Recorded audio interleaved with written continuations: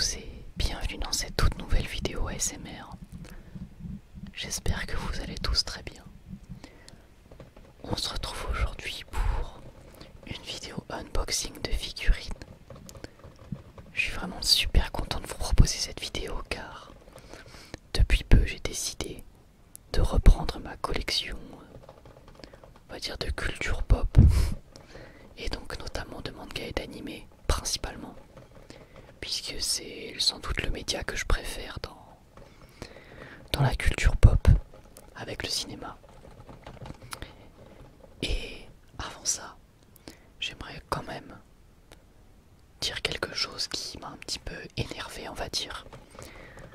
C'est, peut-être que vous l'avez remarqué mais je pense pas, c'est l'état de la boîte. Il faut savoir que je n'ai pas touché à la boîte.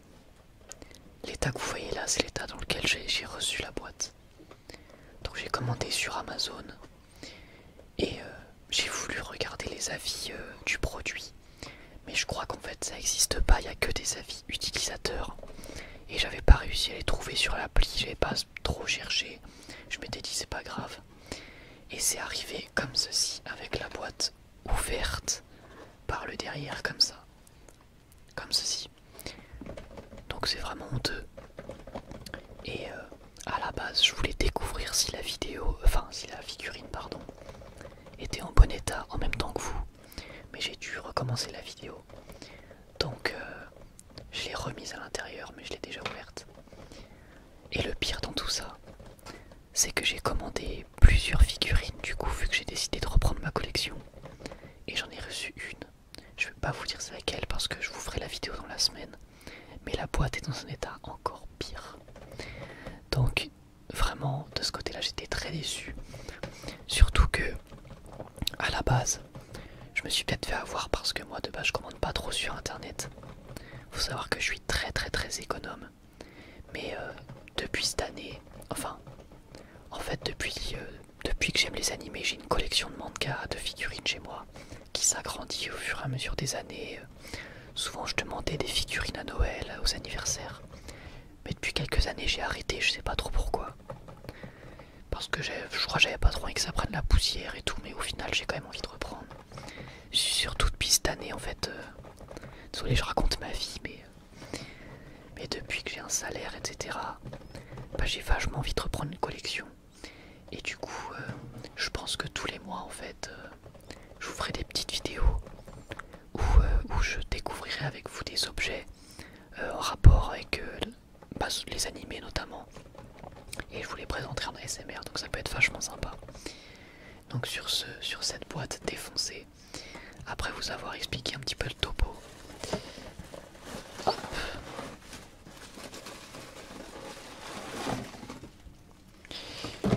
Je vais vous présenter la figurine de Todoroki Shoto de My Hero Academia.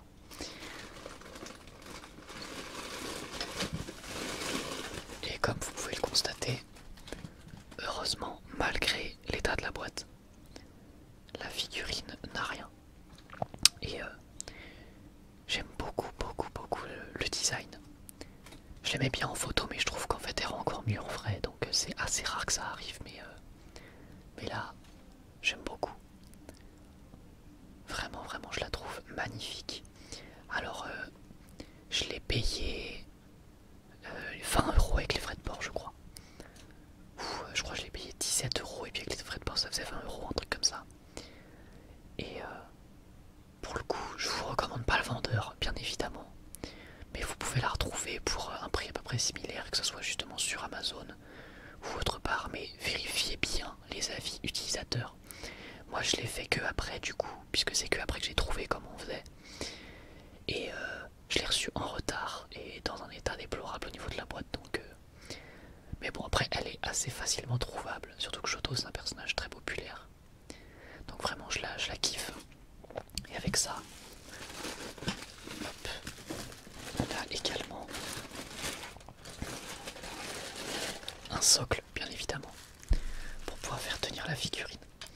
Là je vais pas le mettre en vidéo, tout simplement parce que de toute façon ça sera pas pratique pour après vous montrer la figurine. Et en plus il est assez dur à mettre vu que je l'avais faite tout à l'heure. Mais, mais dans tous les cas, voilà, j'aime beaucoup cette figurine. Donc, moi, les figurines que je préfère, c'est les figurines qui coûtent entre 20 et 30 euros. Pour ma collection, ça a très souvent été comme ça.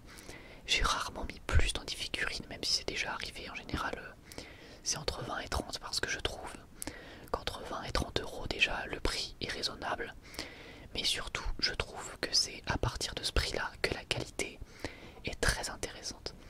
Alors, c'est vrai qu'avec ma caméra et ma lumière, c'est peut-être un peu dur à voir, mais les détails, en fait, des figurines dans ces prix-là sont souvent des détails assez simplistes, mais qui font largement l'affaire en exposition.